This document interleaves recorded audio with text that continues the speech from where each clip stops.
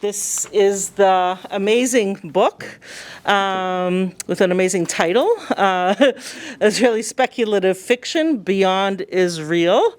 And it's co-authored between Weiss and Elana Gomel, and we're very, Elana was also supposed to come in person and in the end wasn't able to, so we regret not having you in person, but we're thrilled to have you joining us virtually, and we also, there's many contributors to the book, including Vered Karti Shem Tov, Sheldon Teitelbaum, Emmanuel Lotem, Lynn Levanon, Nardine Dow, Oded Nir, Rachel Kordasco, Karen Omri, Rina Jean Baruch, Hadas Elber Eviram, Yossi Mendelvich, and Ben Baruch Blich. And joining us as well virtually today are Rachel Kordasco, who has a PhD in literary studies and founded the website sciencefictiontranslation.com in 2016. Her book, Out of This World, Speculative Fiction and Translation from the Cold War to the New Millennium, is published by University of Illinois Press.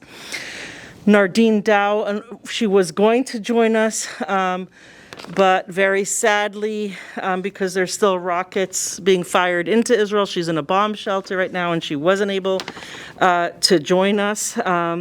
But those of you who will have a chance to hear and read from the book, she's a lecturer in the English department at Tel Chai College, and she's published articles in the Journal of Queer Studies and Media and Popular Culture, and contributed to International Fantasy, a reader that was published by Palgrave in 2023, and she has a forthcoming book from Routledge. And Karen Omri is with us, and she's a senior lecturer and chair of the Department of the English Language and Literature at the University of Haifa.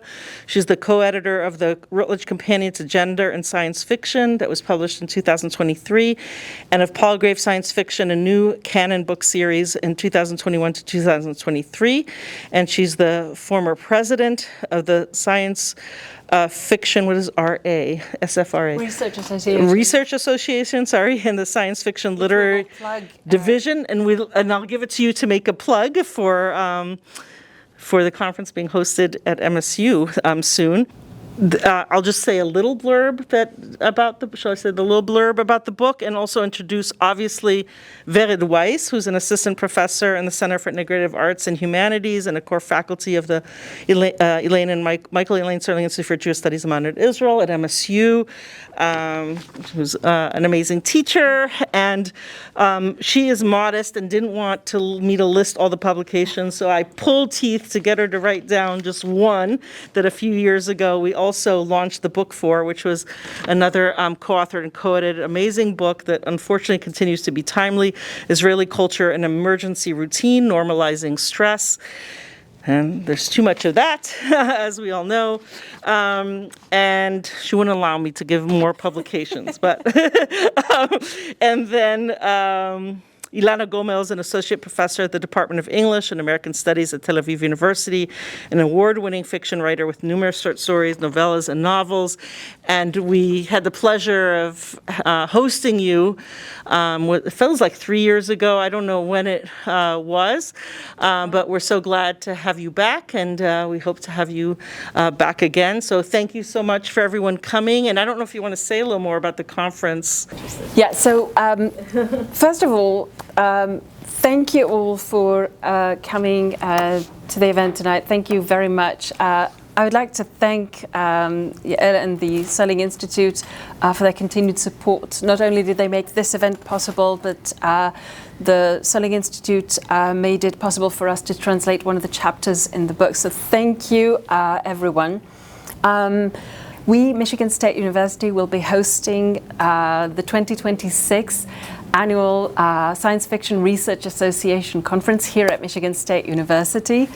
Sorry, I'm a bit thrown off by the fact that one of our participants can't attend because of the situation. So sorry if I seem distracted by that. I am, and thank you for your patience. Speaking of patience, I want to, so thank you to the Michael and Elaine Sterling Institute for Jewish Studies in Modern Israel. We also would like to take this opportunity to extend our thanks to the wonderful Liverpool University Press team for their kindness and patience as we worked on this project. And most importantly, we want to thank our amazing contributors for this edited volume. So we started working on this project in 2022.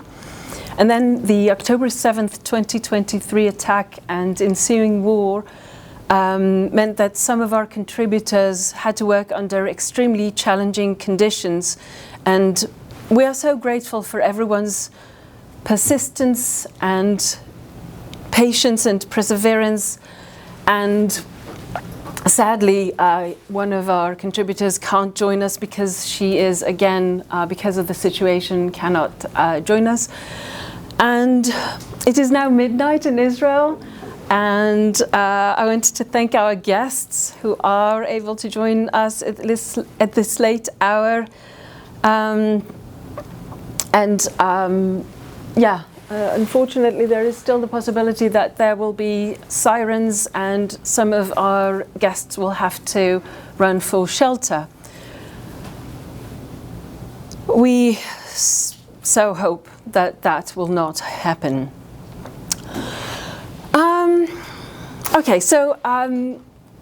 Let's talk a little bit about the book. So I don't usually draw people's attention to the cover of the book, but in this case, I would like to draw everyone's attention to the cover of the book. So once the book project was complete, Elana and I had a conversation about the cover of the book, and we both felt that it is important that it would feature an Israeli artist. At which point I mentioned that I happen to know a renowned Israeli artist, and the artwork on the cover of the book is by Gomel Weiss. And yes, there is a family connection. Gomel Weiss is my mother, and you are all very warmly invited to check out her website and look at her artwork. So, as we prepared for this event and as I was thinking of my opening remarks, the world, and especially Israel and the region, is experiencing violence, turbulence, and uncertainty. And we would like to take this opportunity to extend our hopes for peace and a better future. And indeed, Israeli speculative fiction beyond Israel invites people to enter conversations that go, that talk about Israeli culture and go beyond what is real, and encounter instead discourses about the way Israelis use speculative fiction to imagine what might be. I would like to also at this opportunity take full responsibility for the pun in the title of the book. I like puns, and I also want to thank Elana. When I proposed this title, her response was an immediate yes. And thank you also to the Liverpool University press team for also immediately allowing for this playful pun in the title.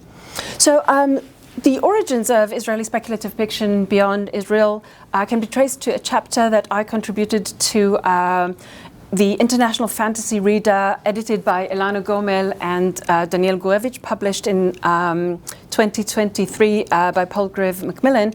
And as I was working on the chapter, I realized that there's just one book about Israeli speculative fiction, published in 2009 by Gurevich and Gomel. And I reached out to Elana, and again, I'm delighted to say that she said, yes, of course, let's work on another book. So there are many other books about Jewish speculative fiction, but this is the second book about Israeli speculative fiction. Now, speculative fiction is sort of an umbrella term that we use to house science fiction and fantasy and horror and gothic, and we can talk more about the term.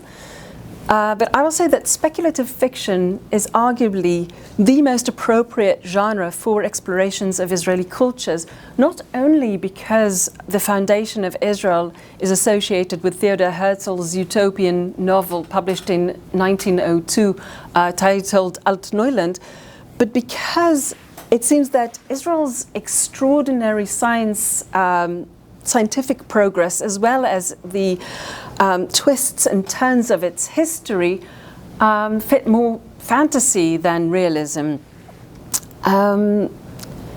Historically, however, much of Israeli literary criticism focused on realism.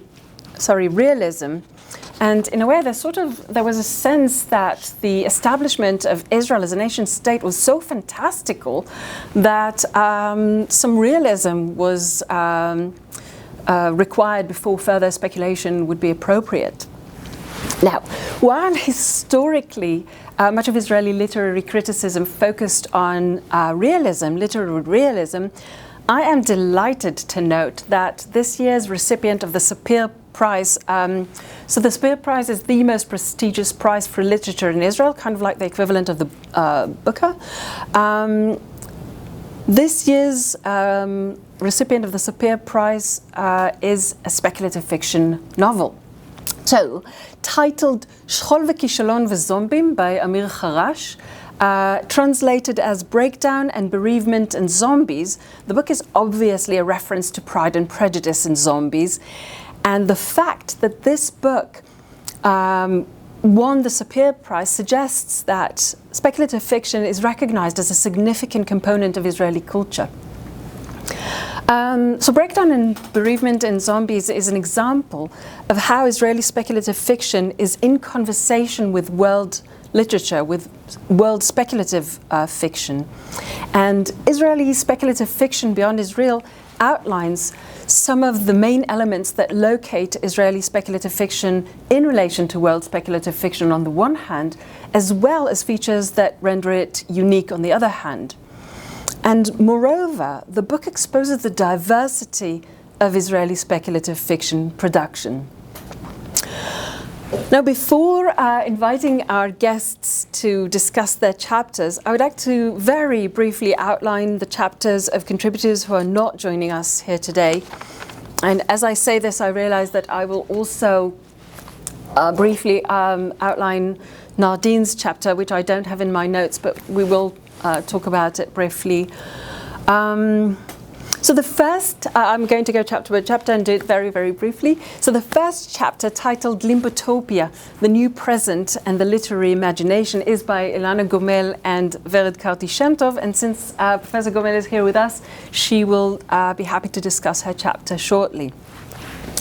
The second chapter, titled What is Israeli About Israeli Speculative Fiction, by Sheldon Teitelbaum and Emmanuel Lotem, suggests that one of the main tropes of Israeli speculative fiction is the absence of explicit engagement with the conflict and the prevalence of an irreconcilable tension and ambivalence that reflects the mood of the nation, which is politically split right down the middle. So Teitelbaum and Lotem suggests that the situation is nonetheless present in all too many of these writings, but in subtle, almost invisible ways. It is present, they argue, in the dark and gloom ambience and the overwhelming sense of desperation. In the next chapter, titled Science Fiction and Fantasy in Israeli Literature, Lynn Lebanon shows the scope of speculative fiction readership in Israel. So working with a database established by Lebanon, of all the science fiction and fantasy books published in Israel, except for children's literature, translated and Israeli books published between 1948 and 2020, and working with Itamar Even-Zohar's polysystem theory, which suggests that a culture can be viewed as a collection of different yet interconnected systems, Lebanon offers a comprehensive analysis of the state of speculative fiction in Israel. The next chapter, titled Haunting Homelands, Displacement and Resistance in Osama el-Muslim, Orchids of Arabistan and Palestinian Speculative Fiction, is by Nardine Doe, who was supposed to be joining us, and I will, after I'm done, I will say a few words about her chapter. The fifth chapter, titled Mauvaises lettres, the new historical imagination in Israeli speculative fiction, Oded Nir argues that a dominant strain of contemporary Israeli speculative fiction poses an aesthetic alternative to the standards of literary beauty established by the older canon and concepts of sifrut yafa. Nir works with Asaf Shul, Vered Tuchterman, and Asaf Gavron in comparison with Amos Oz, Amalia Kahana Karmon, as well as Edgar Keret and Oli Kastelblum. And Nir shows that newer, quote-unquote, bad aesthetic of Israeli speculative fiction is distinct from the standards of the older canon, but also from the 1990s works that set themselves the task of questioning and dismantling it. Nir argues that the bad aesthetic of contemporary Israeli speculative fiction allows it to develop new perceptions of temporality and history, ones that were impossible in the older canon, exploring among others plot and characters development, as well as humor. Nir shows that these representational strategies which emerge in the new bad speculative literature attempt to renew our ability to perceive the present historically. The sixth chapter, titled Hebrew Speculative Fiction in English Translation, is by Rachel Kodasko, who is joining us via Zoom and will be discussing her chapter shortly. The next chapter, the first in the second section, Bialik and the Gothic, the Hebrew national poet of decline and resurrection, is the one that I contributed, and I'll say a few words about it. So the origins of my chapter on Bialik and the Gothic are in my 2008 master's thesis in San Francisco State University titled 19th Century Gothic Otherness in English and Hebrew. And over the years I revised this chapter for publication, yet it never seemed like the right time or place. And now, as part of Israeli speculative fiction, Beyond Israel is the time and place. So Bialik, Chaim Nachman Bialik, is the Israeli national poet, and his use of Gothic tropes is a foundational aspect of Israeli speculative fiction. So in the chapter, I argue that the poem Be'ir HaRega, in the city of slaughter, is Gothic not only because it is drenched in Gothic tropes, classic Gothic tropes, such as dark attics with haunting shadows and bloody cellars, but because it is emblematic of the productive use of Gothic within the early Zionist discourse. So within the Zionist discourse of rejuvenation and reconstruction of modern Jewish identities, the quote-unquote revival of Hebrew as a modern national language is inherently a Gothic notion of the resurrection of the undead. So even though Hebrew was never totally dead, as it continued to be the language of prayer and liturgical poetry throughout the centuries, for centuries it was mostly dead as a lingua franca. Now, it is really important to me to note that Bialik's work is much richer and much more nuanced than simplistic nationalist propaganda, and it includes numerous innovative, poetic expressions of intimate emotions, as well as children's poems that were and still are a significant part of Jewish Israeli identities. However, In the City of Slaughter was arguably written in the context of Zionism as an enterprise that encouraged Jews to abandon the diaspora, and the poem should indeed be read within its political and historical context as a Gothic invocation of fear of persecution and a call for political action. So Bialik's In the City of Slaughter was written as a response to the 1903 Kishinev pogrom. And the poem, Bialik's poem, was and arguably still is one of the most powerful and impactful historically impactful texts that Bialik produced. Now, Bialik wrote two epic poems as a response to the 1903 Kishinev pogrom. One, Al Shchita, Upon the Slaughter, and the other, Be'ir HaRega, In the City of Slaughter. The latter, as I said, is a call for the Hebrew nation to resist persecution, the former a warning against revenge. At the time of the poem's publications, Bialik was already celebrated as the national poet, and the poem's publication and canonization, it was canonized immediately upon its publication, solidified both Bialik as the national poet and Hebrew as the national language of the modern Jewish nation. I will move on to the next chapter, titled Dust-Soaked Water and Mutual Obligation in Asaf Gavron's Science Fiction, is written by Karen Aubry, who's joining us via Zoom, and we'll discuss her chapter shortly. In the following chapter, titled What is Yet to Come Already Slashes the Air, Temporal Space in Shimon Adaf's Rose of Judea trilogy, Rina Jean Baruch considers the ways Israeli spatiality and temporality merge in Shimon Adaf's Rose of Judea trilogy. So Baruch discusses the unique chronoscopy and temporality in Shimon Adaf's writing, examining how Adaf's extensive use of alinear temporality creates what she calls a temporal space. The emphasis on this kind of fluid alinear temporality allows Adaf to escape from issues that relate to space and territory, which are so prominent in Israeli literature, culture, and society. Baruch suggests that placing the emphasis on temporality and speculative options surrounding it opens a new space and time from which a new perspective and understanding of Israeli and Hebrew literature can be developed.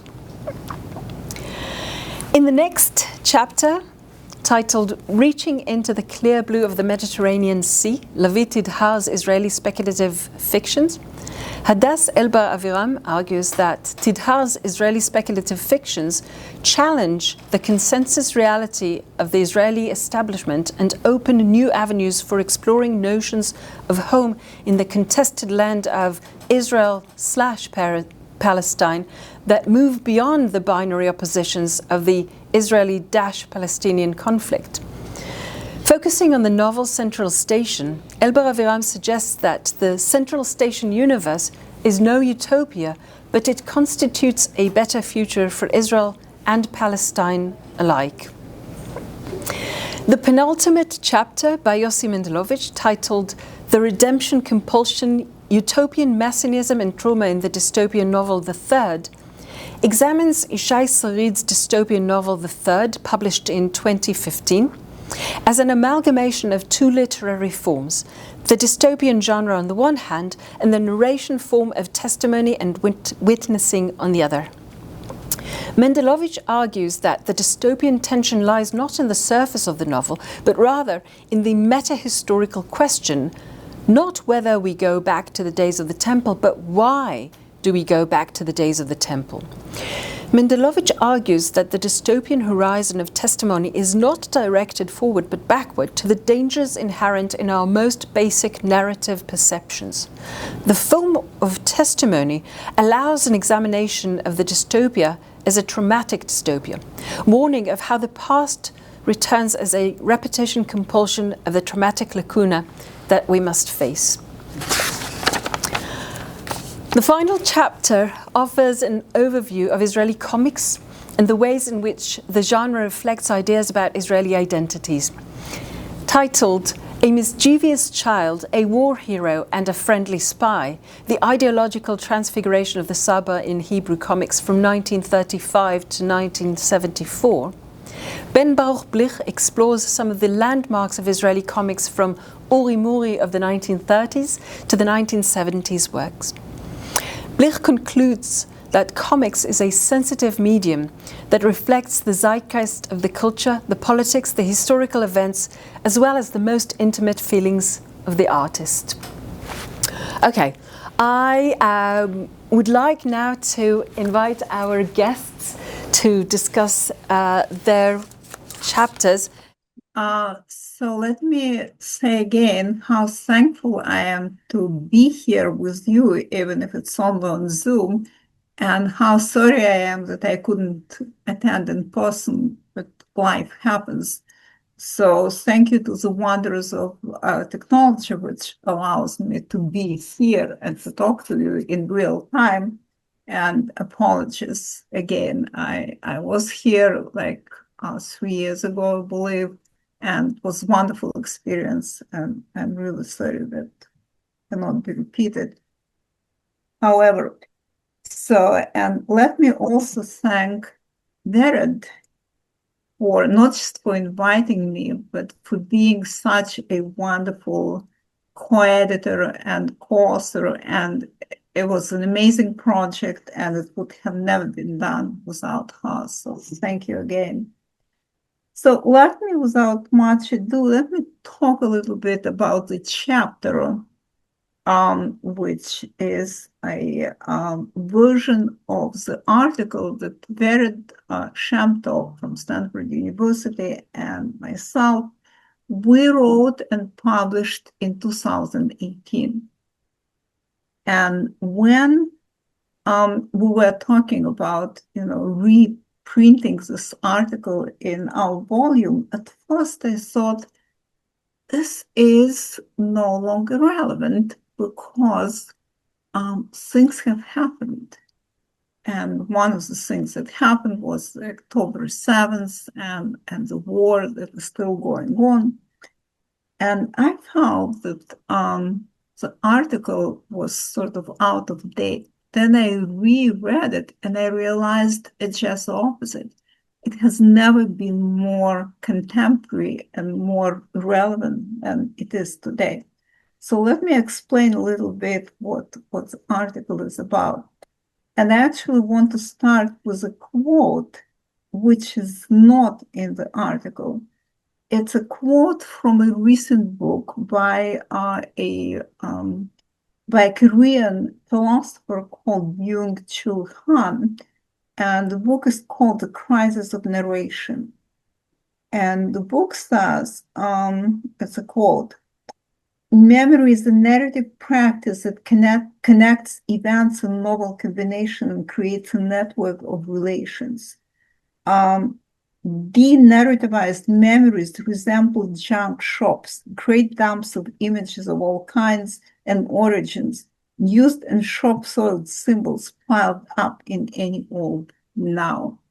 So his point in this book is that we have lost the capacity to create narratives, especially what used to be called master narratives, historical narratives, which integrate historical and cultural memories into a comprehensive narrative network. And this is where our article starts, with this notion of limbotopia. Everybody knows about utopia and dystopia, right? Utopia is a perfect future. Dystopia is a horrible future. Both genres are very popular. Dystopia is extremely popular now for reasons which I don't want to go into. But what about genres? What about narrative representation in which the future cannot be imagined at all, either in a positive or negative way, in which what you have is a kind of eternal present which refuses to coalesce into a coherent narrative template? This is what Chul calls junk shop of information. So we decided to give a name to a new genre. I mean, the genres in our view already exist. We called it limbotopia, being in limbo, not paradise as in the notion of utopia, nor hell as in the notion of dystopia, but just being stuck in a limbo. And we found out that when you look at Israeli speculative fiction, a lot of it has been classified as dystopian for all kinds of reasons, but it actually is not. It's not dystopian, it's limbotopian, because it presents history that kind of accumulates disasters But those disasters refuse to fall into any comprehensive and logical chain of events. They refuse to coalesce into a narrative sequence. They just create the sense of being stuck in the present, being stuck in what Israel is called the situation.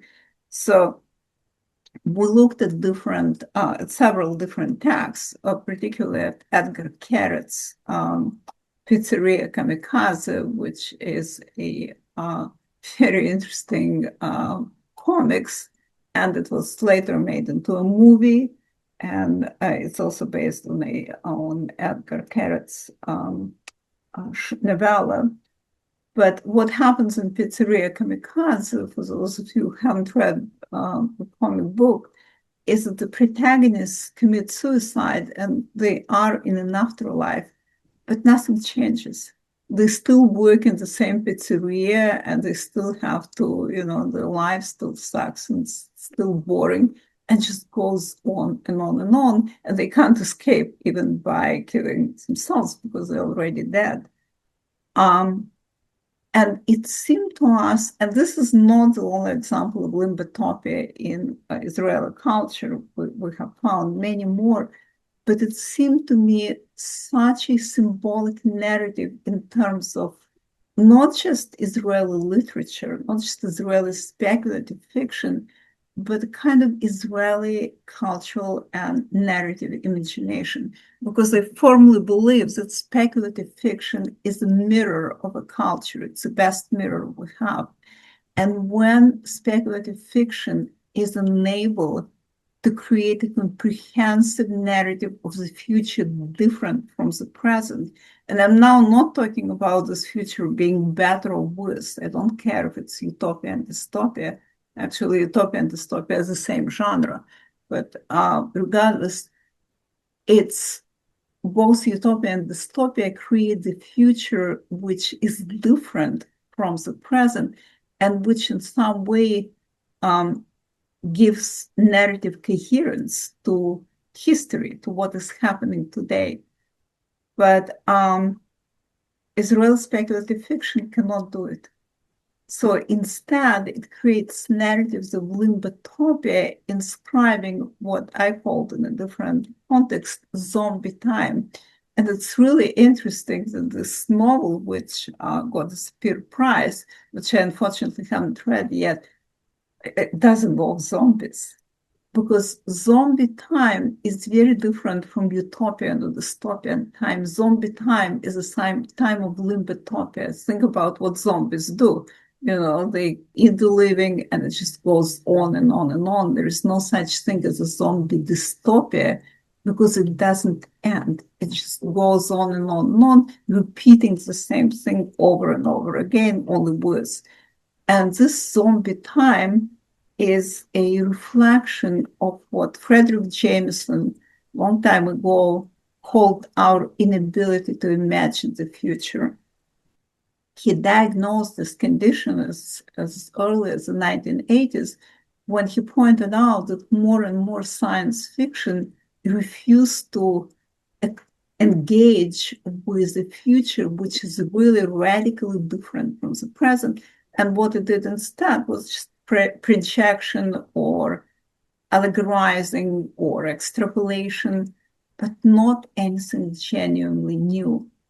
And he connected this failure of the historical imagination to a general failure of the historical imagination on the part of historians and just like everybody. We live in a world in which information keeps accumulating in a way that makes it almost impossible to process what's going on. We're inundated by information. Every time I open my phone, I see what's going on just about everywhere, and not just in Israel. And yet we lack a comprehensive narrative framework, what Lyotard used to call master narratives, to integrate this information. And so, as Chul points out, we are buried by those,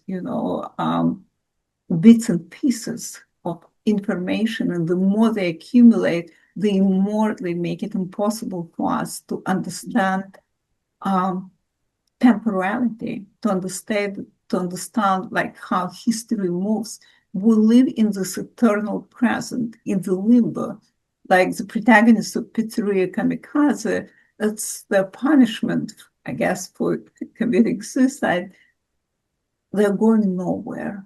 Nothing is going to happen. Nothing is going to change. Things will happen. Terrible things are still happening, but we don't know where it's all going.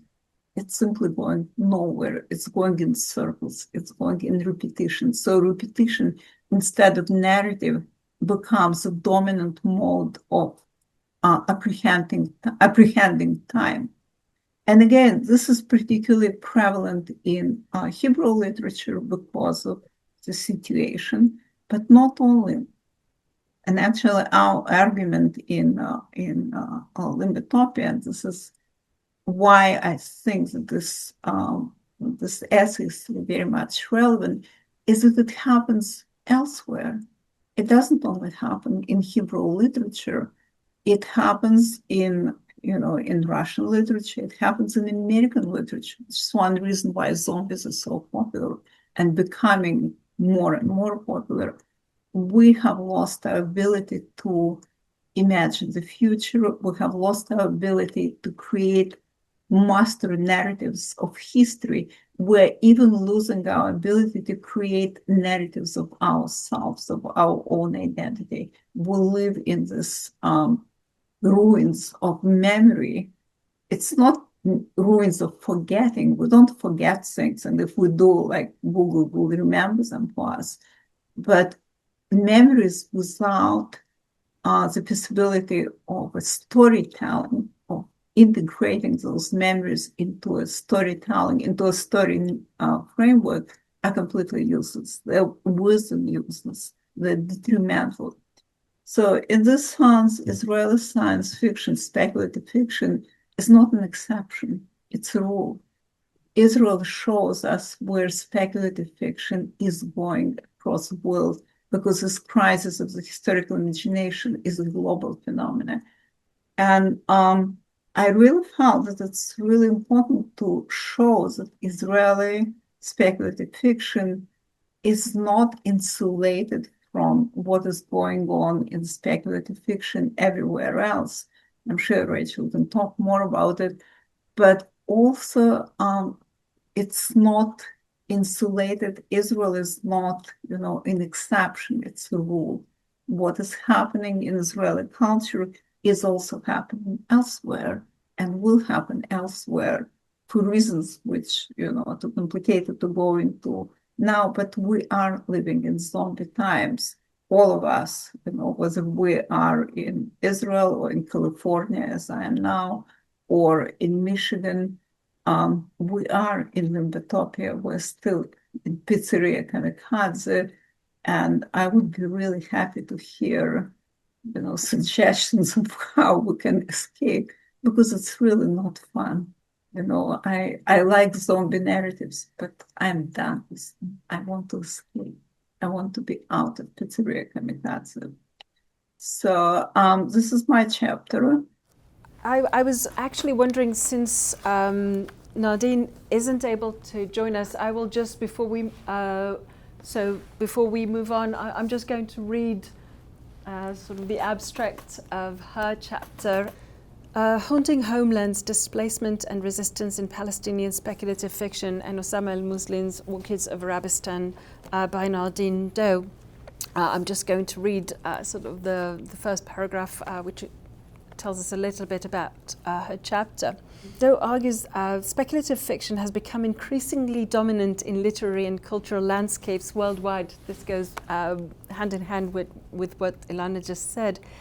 Yet there appears to be a visible lack of its production in Palestinian and other Arab contexts. Indeed, and despite the genre's global proliferation and influence, fantasy and science fiction remains somewhat absent in comparison to Western or Israeli speculative traditions. In recent years, however, Palestinian authors have increasingly turned to this genre as a creative response to their experience in exile or as refugees, and utilized it to explore themes of displacement, memory, and historical trauma. Indeed, Palestine Plus 100, published in 2019, and Time Travelers, so time is spelled like the herb time, 2024, are two examples of collections that have enabled Palestinian writers to explore alternative realities while at the same time reflecting on their current circumstances. This chapter sets out to analyze stories from both collections alongside Osama el-Muslim's Orchids of Arabistan, the novel Orchids of Arabistan, and explores how these works utilize fantasy to process experiences of displacement, memory, and belonging from perspectives shaped by different cultural positions and historical experiences. The chapter further shows that Palestinian and other Arab speculative works articulate the perspectives of the displaced and colonized, those for whom the loss of homeland is not a hypothetical dystopia, but an ongoing lived reality. So, Rachel, we would love to hear about your chapter, please. Hi, everybody.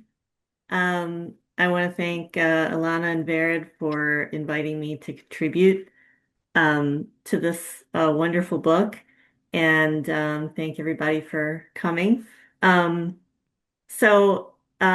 looking through the book, when I got it, I guess about a week or a couple weeks ago, I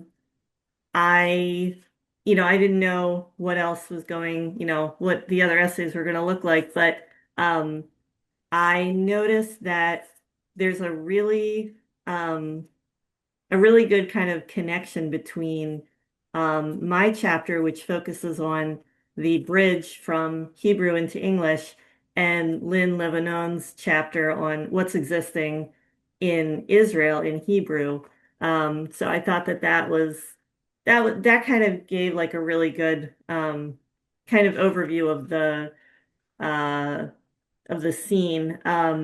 Mine is, very specific and extremely niche because there's so many processes that are required for Hebrew speculative fiction to get into English. So there's just very little.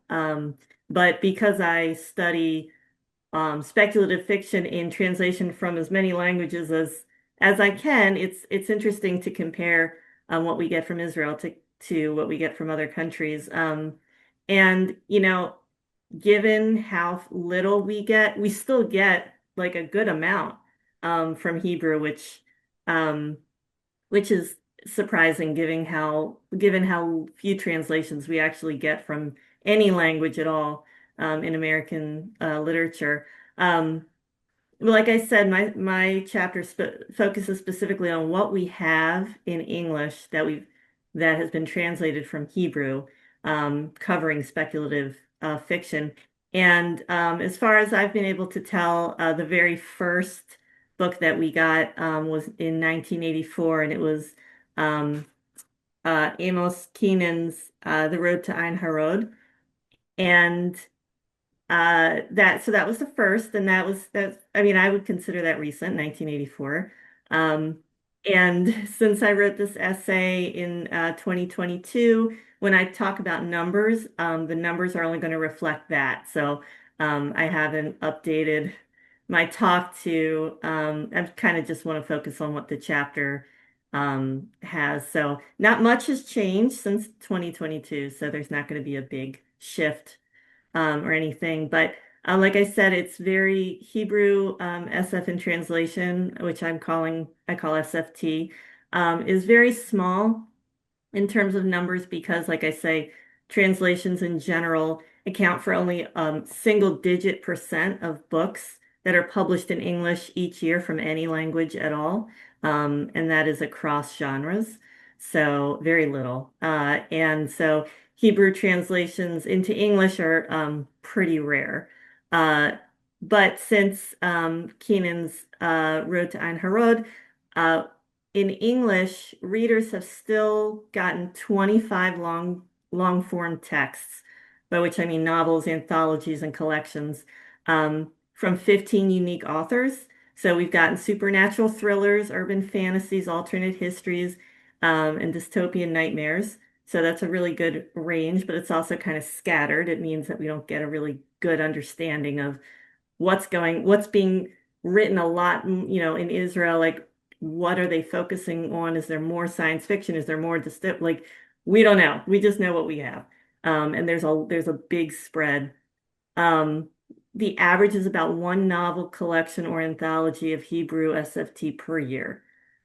Um, when we look at short stories, we actually have over 100 short stories from Hebrew published in English since 2000 from 28 unique authors, which to me is a lot. I mean, that's on par with like Korean SFT.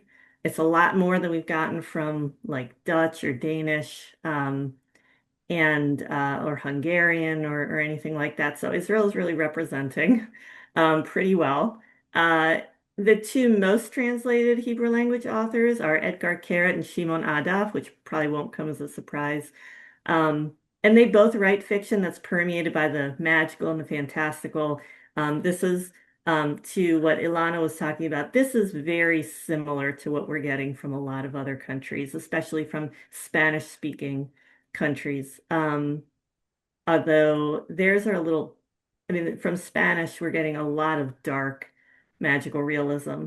And it seems a little darker than Edgar Keret, but um, I'm not completely sure about that. But um, the other authors who have been published in English over the last few decades include, of course, Orly Castle-Bloom, Karen Landsman, Ophir Touché-Gafla, Dror Burstein, Nava Semmel, Asaf Asheri, Nir Yaniv, and many others. Um, kind of two major events in Hebrew SFT were the two anthologies that Sheldon Teitelbaum and Emmanuel Lodum published um, several years ago. Wide range of stories from authors we'd never seen before in English. It was called Science Fiction and then More Science Fiction. And Teitelbaum is looking to bring out a third anthology, which would be great. So translators are uh, basically, I mean, they're the bridge that brings speculative fiction from one language to another. And those translators who have been instrumental in this have been Dahlia Bilou, Jessica Cohen, Nathan Englander, Yarden Greenspan, Emmanuel Ludham, of course, Daniela Zamir, Miriam Schlesinger, and Sandra Silverstein. Vered, how am I doing on time? I feel like I'm going a little over. No, you're fine. I'm good. Okay. So translating from Hebrew is not easy. Hebrew into English are two very different languages. Um, but these translators have done a lot to work with the different registers, trying to work with, making the English sound natural to English readers, which is the goal, even if the Hebrew is drawing on all different kinds of diction um, and different kinds of dialect or kind of historical approaches. But most of what we get has a tendency toward the fantastic and the surreal. My chapter, I kind of divide what we have up into three categories. So we've got like the dystopian science fictional books. We've got books that are very heavily into revelation and detective work, which was kind of interesting. I wasn't expecting that. And then the surrealism and the absurd.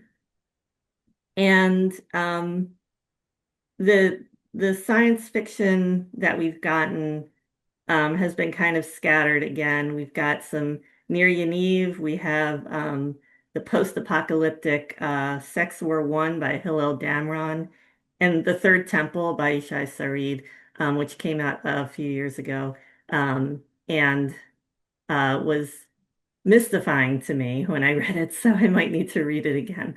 But these are very different, and involve the standard science fiction tropes. But that's kind of what more of the science fiction side. But the detectives are fascinating because um, they're responsible for secular revelation, usually about crimes, and they appear in like a bunch of recent Hebrew SFT. So they're in Touché Gafla's The World of the End, Semmel's Israel, Sherry Simontov, where the main character is a detective, and Shimon Adaf's Lost Detective series.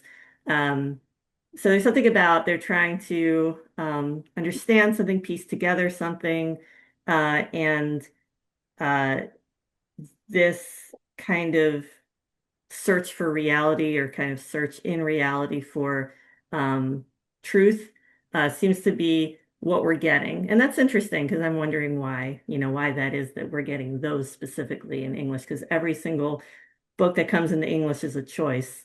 Um, and it might just be a coincidence, but I think it's interesting. In terms of reception, usually uh, there's not a lot going on when SFT from small countries happens, people don't necessarily recognize it. But Touché Gafla's World of the End, when it was published, because it was published by the Anglophone world's most prestigious press, Tor Books, it gained a lot of attention across genre and non-genre review sites. And yet Tor hasn't published anything since from Hebrew. Um, so whatever, I don't know. Edgar Carrot is reviewed across the board a lot by many people. So the genre and non-genre world do enjoy his stories. I reviewed the science fiction anthologies for World Literature Today, both of them. And Gary Wolf reviewed it for Locus magazine. So hopefully that got some attention. But it's hard to know. But in conclusion, basically for speculative fiction readers in the Anglophone world, Hebrew SFT is visible only when you're really looking for it.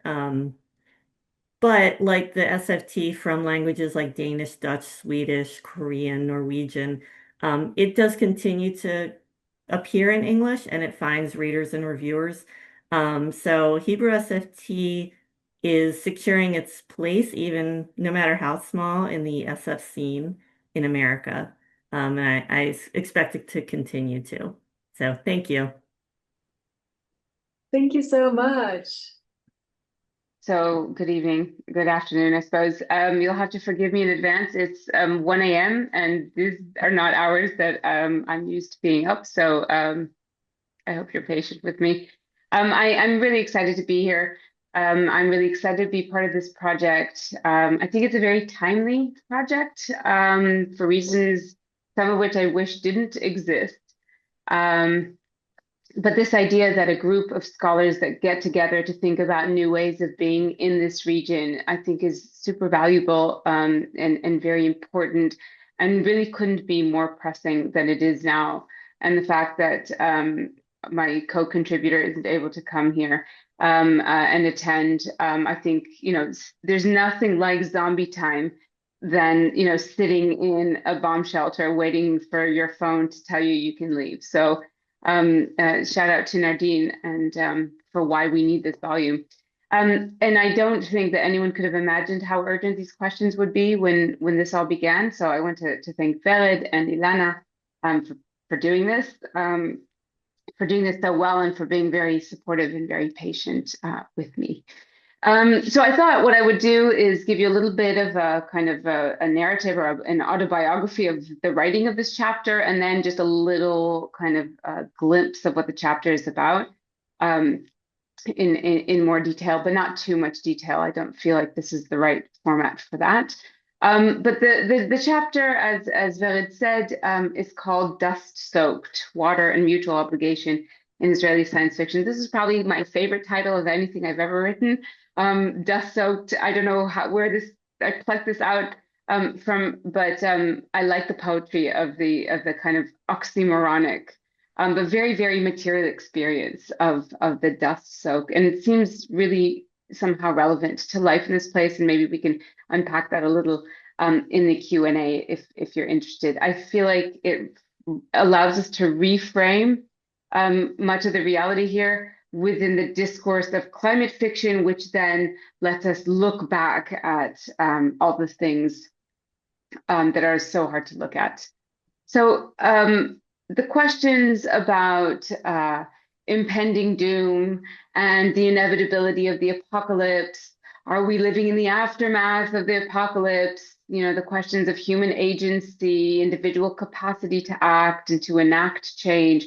These are questions that have been articulated very well and very extensively in climate fiction, but also, I think, resonate very acutely with the Israeli context. And the chapter that the Deso comes from a larger set of questions that I've been asking for a while now about Israeli science fiction and about speculative thought. And in fact, there's a short plug for another project I'm part of.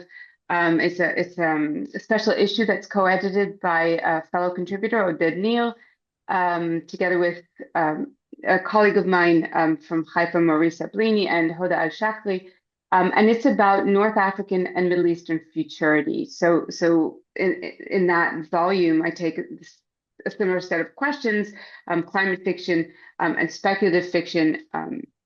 So it's opened up spatially, but it's narrowed temporally. So we look through it to the future. And I think it's really interesting that that all these projects are happening right now, thinking of new terms with which to consider, as Elana said, the situation, right, the matzav here.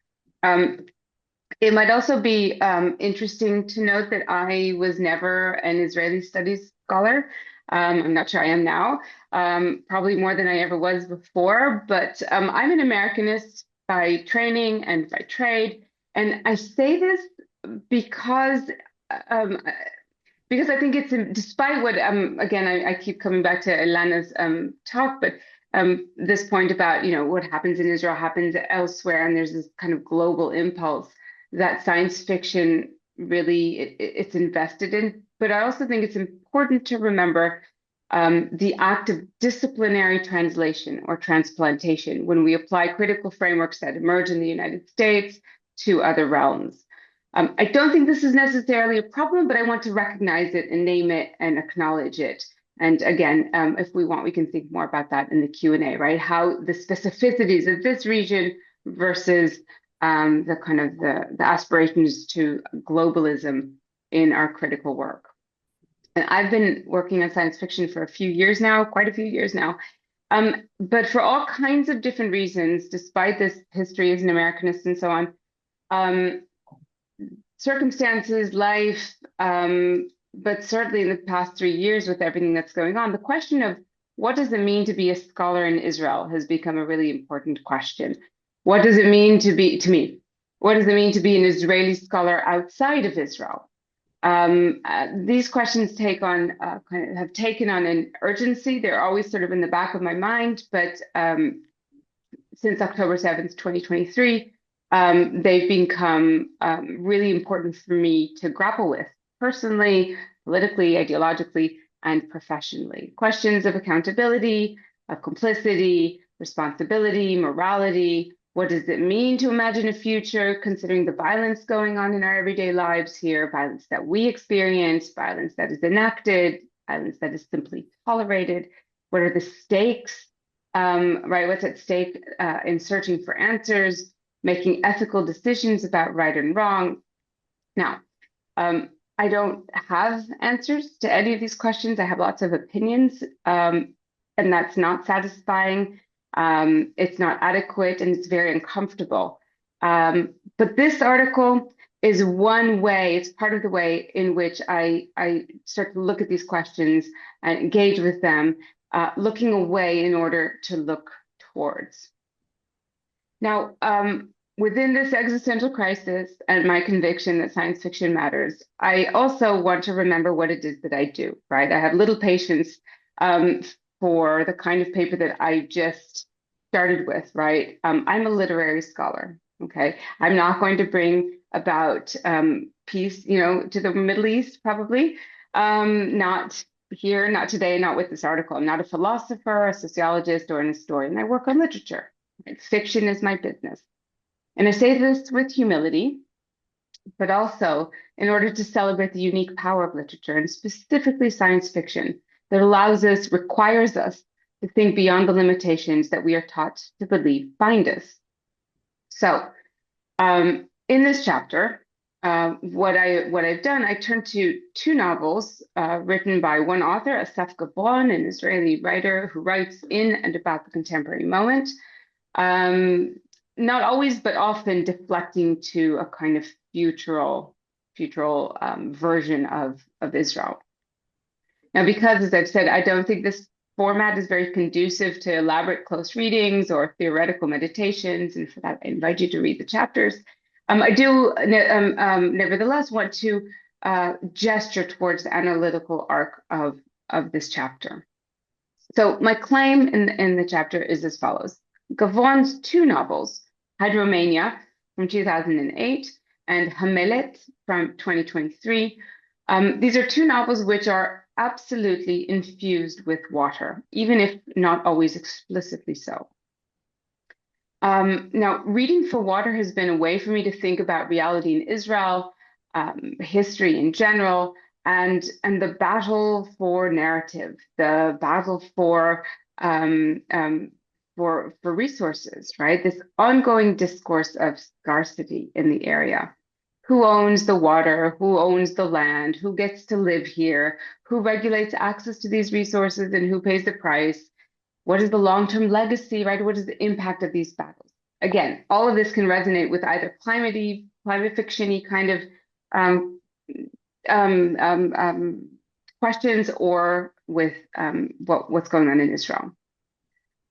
Okay, so I'm going to give you two, very brief thought summaries. No spoilers, I promise. Everything I tell you is in the first pages of both books.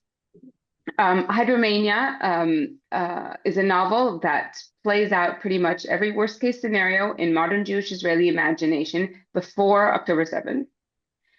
It is set some decades in the future, 2067. Israel has been reduced to a few separate enclaves within Palestinian-controlled lands. Many of the predictions of the climate crisis have already come to pass, and there's a devastating global drought.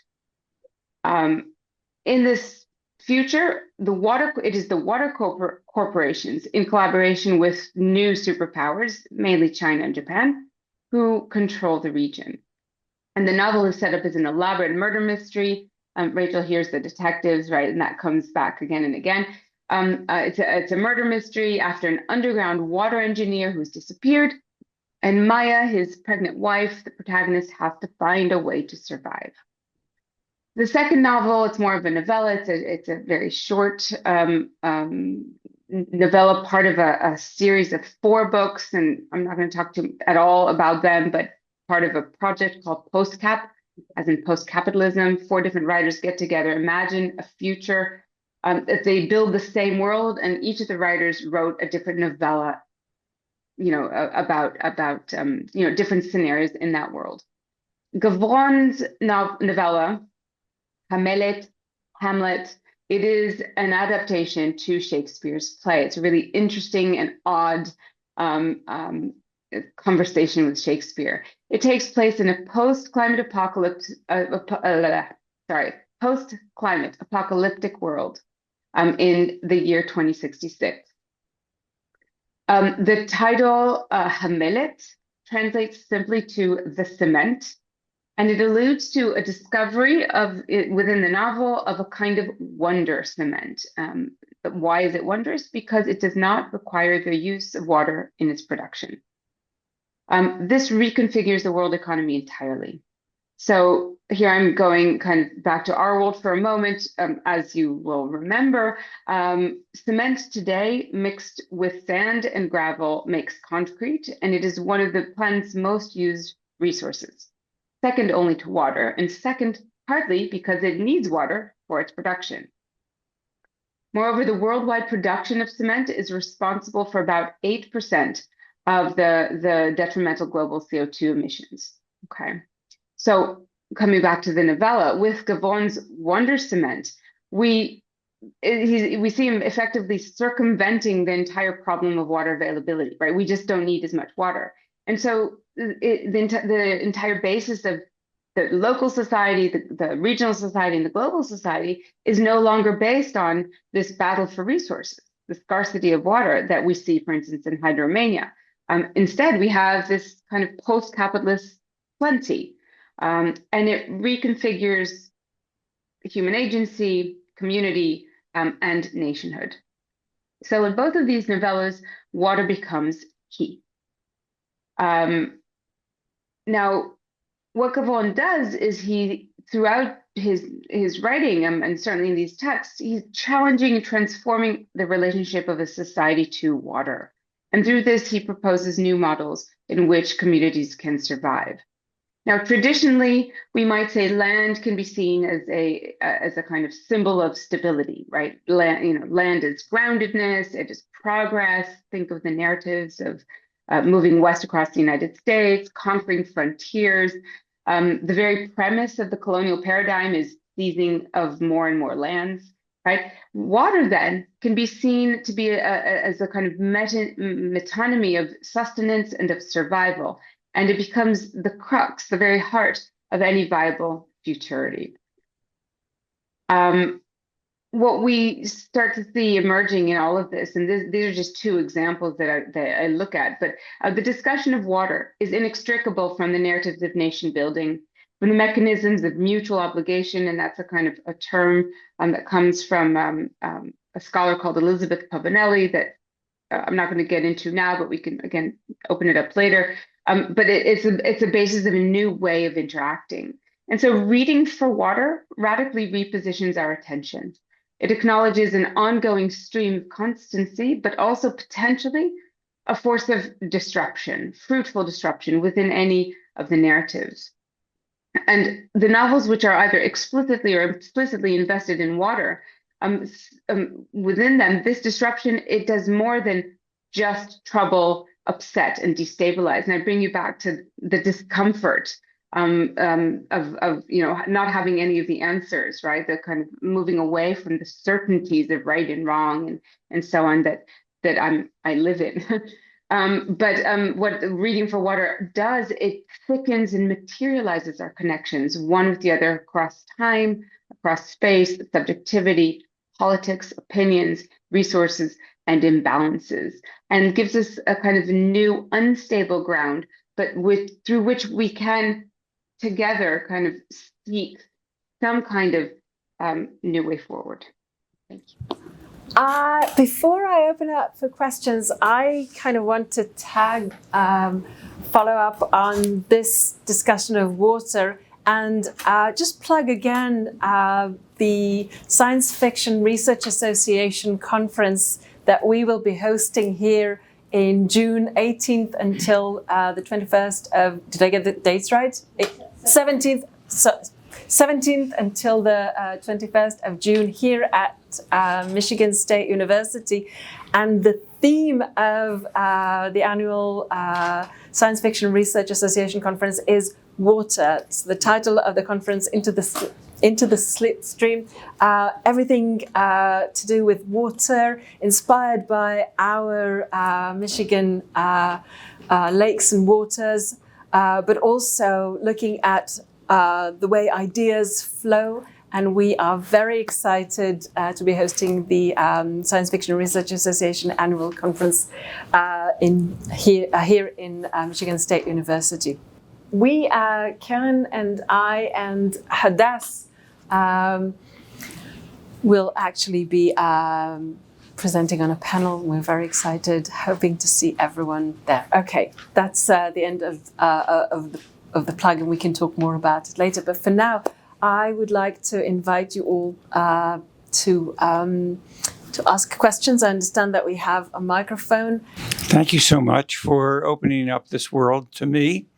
I'm curious about the age of the authors and also the nationality of the authors, or where they've come from as they've come to Israel.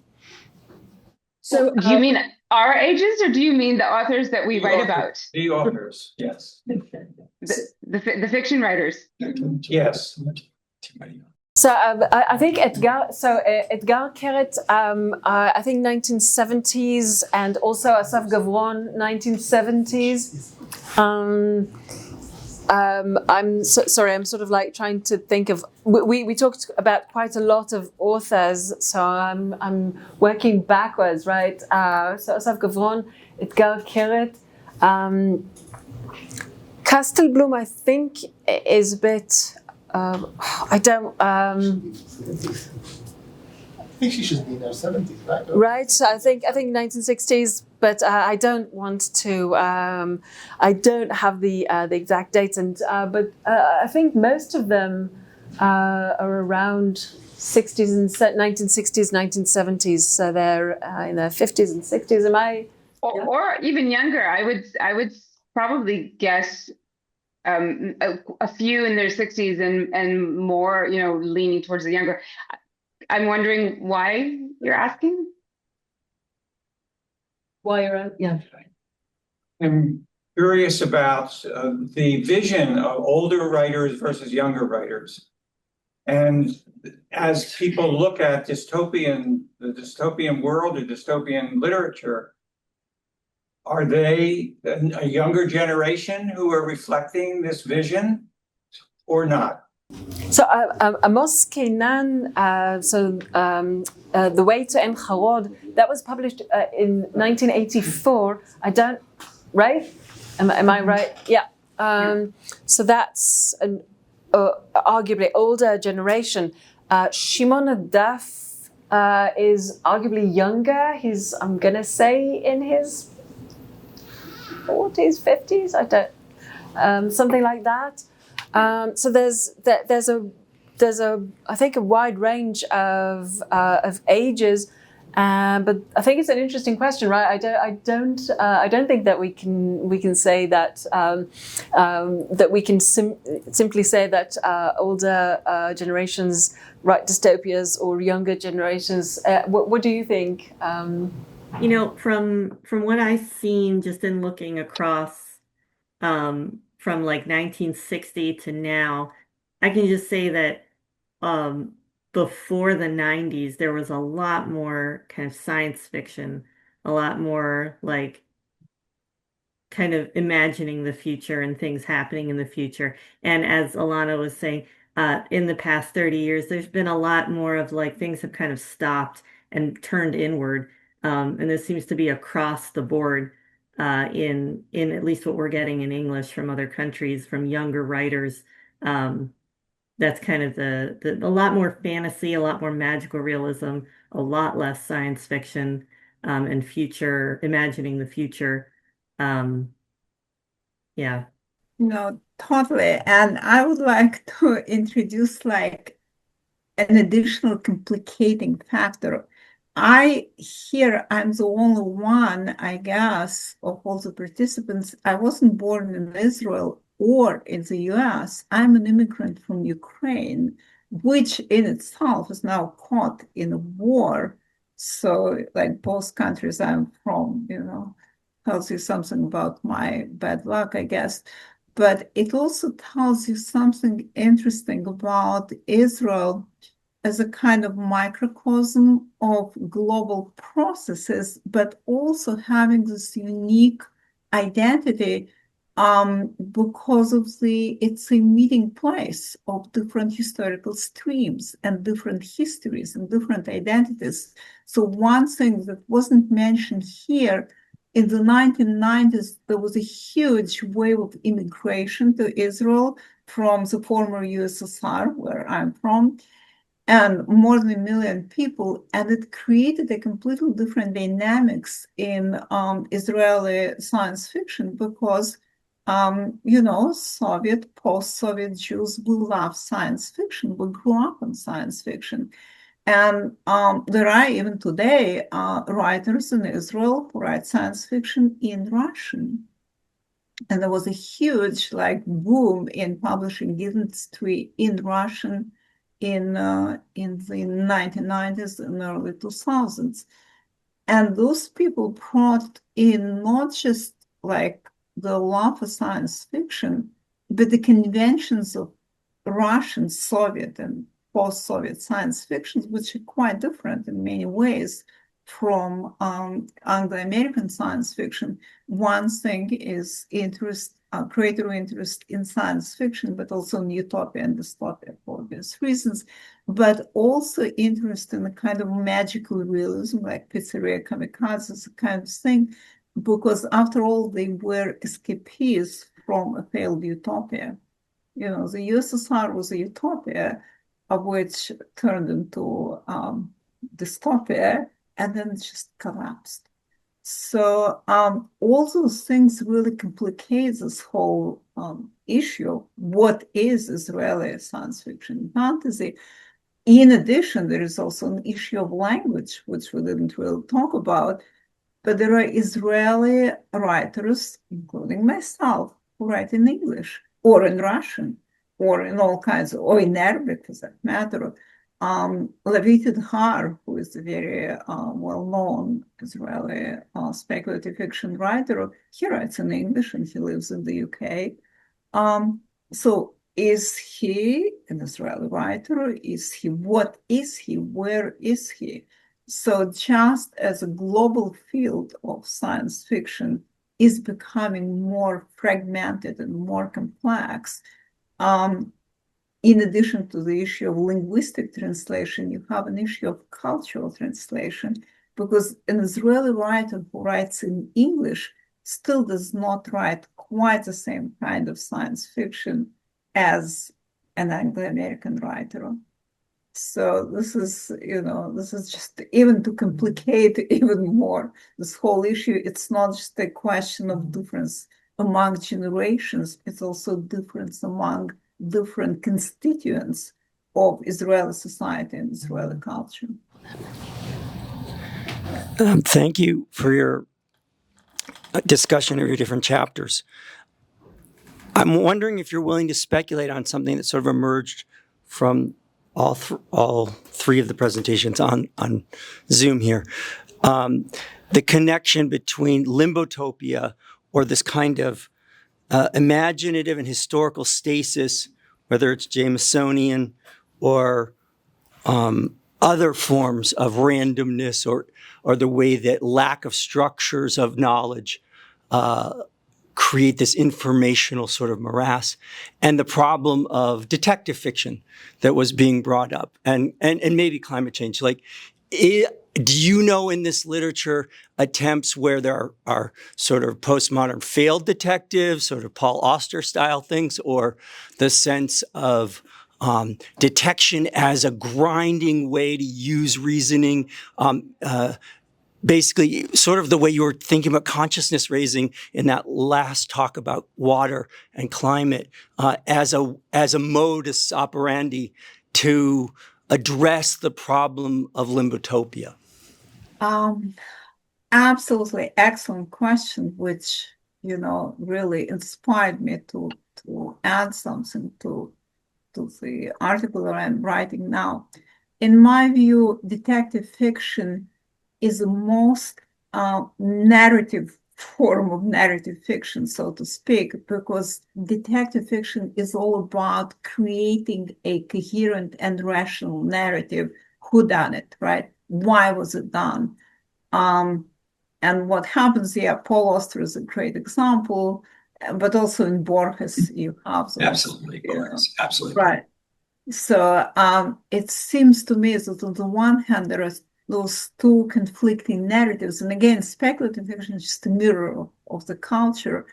And in Israeli culture, you have an attempt, we need to break out of limbotopia. It's just not working anymore as a paradigm for the culture itself, but where do we go from here? So you do have, and it's not just in speculative fiction, there are mystery novels written by Israeli writers. Some of them have been translated as well. and some seem to be doing very well commercially. But in addition to just simply a new genre, there is an attempt to create at least a strong narrative template, which would somehow bring together all those bits and pieces of information that we cannot integrate into a whole. I'm talking about Borges. I was thinking about Fuentes, Funes and more, that's something else. You know, this person who has completely recall, but it cannot tell a story. And Israel is in a kind of situation like this now. We know our history, but we don't know what it means. And we're living through this catastrophic period of our history, and we don't know what it means. And we need writers who can give us stories, even if it's only on a very simple level of who done it. And yet so many mysteries, Israeli mysteries ultimately fail to deliver this ending. So we are still, caught in limbotopia. And maybe, Karen would like to say something more about it, about mystery in Israel. Yeah. Yeah, no, I think it's a fantastic question. It's also something I've been thinking about for a while now, and I think it's a nice thread that you've noticed because I thought of this when Rachel mentioned the kind of translated works that she's looking at. But we Levi Tidhar has been a name that's been referenced here a few times. Many of his texts play with the genre of detective fiction, but they do it in a different world, right? He's got some short stories and some of his novels, and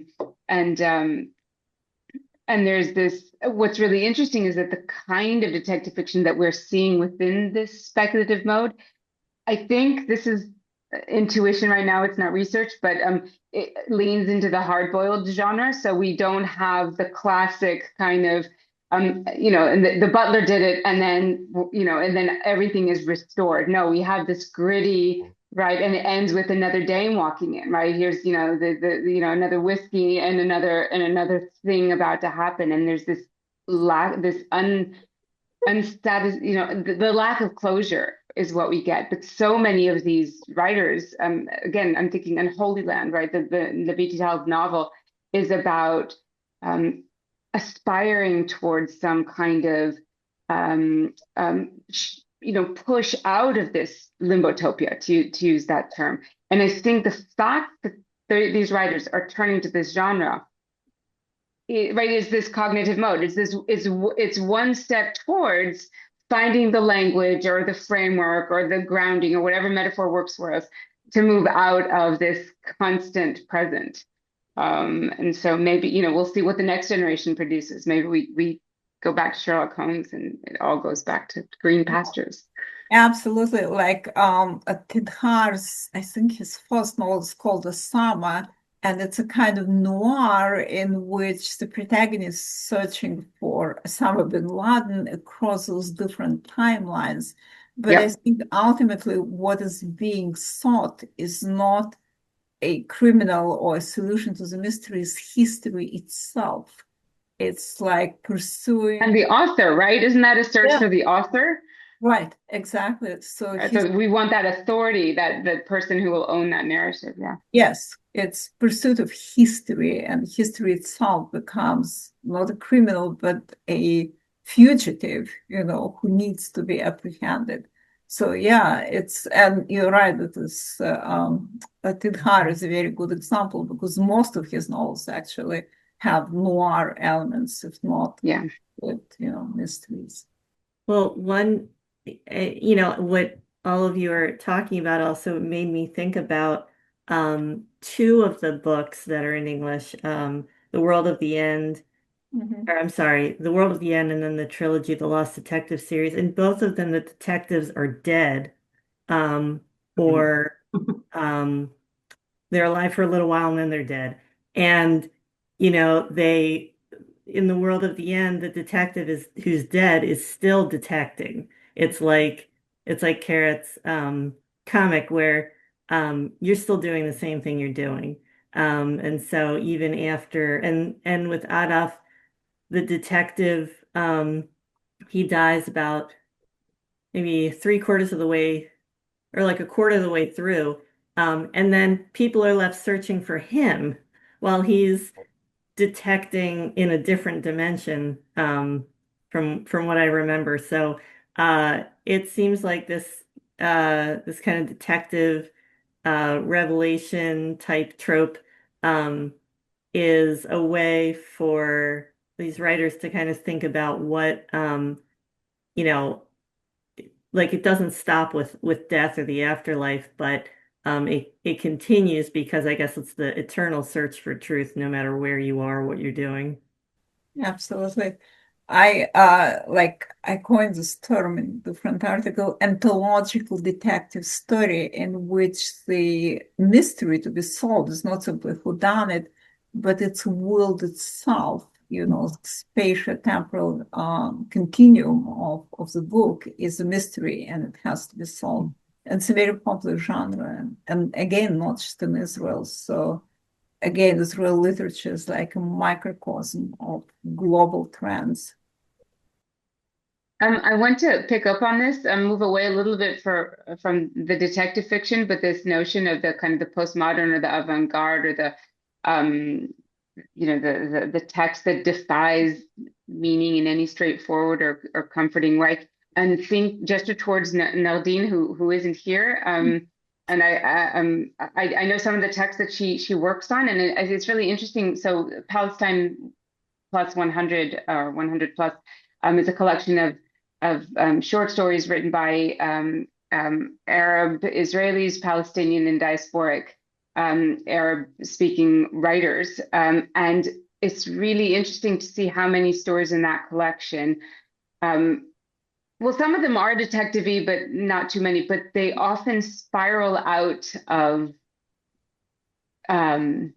control in a way. There's something that kind of follows this sort of a surrealist, almost absurdist impulse that some of the postmodernists play with, and that playfulness. But there's something very ominous about the playfulness in some of these stories. So it's just really interesting to see a different interpretation of some of the same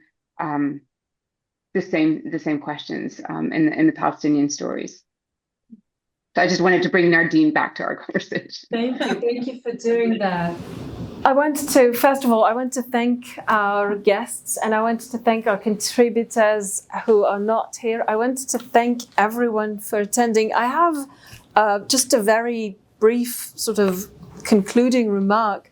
I want to, and this goes back to the conversation about world speculative fiction and Israeli speculative fiction that we were all discussing.